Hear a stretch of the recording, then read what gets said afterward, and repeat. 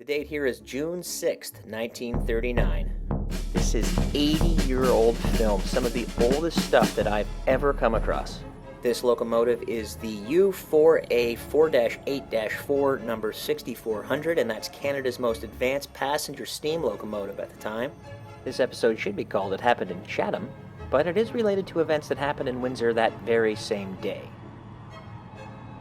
Interestingly, this train was saved and is currently at the Canada Science and Technology Museum in Ottawa. King George VI and Queen Elizabeth, later the Queen Mother, on a cross-Canada train tour. They actually crossed Canada twice on that tour, once on the way out west and then once back east. The royal couple visited Windsor on the return trip.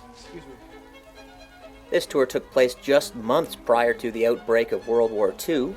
The King and Queen were on a cross-country trip rallying support for the coming war.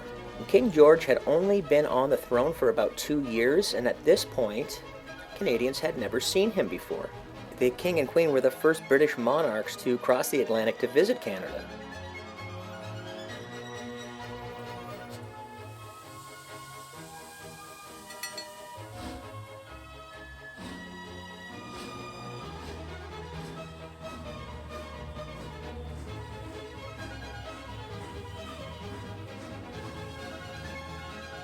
It arrived in Windsor shortly thereafter. My grandmother was part of the crowd in Windsor and took this photo.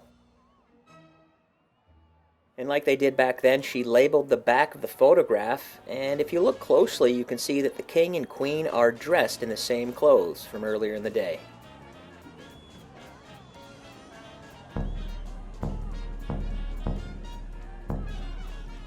I'd really like to hear from some Chatham people to see if any of those old buildings are recognizable, or better yet, still around today.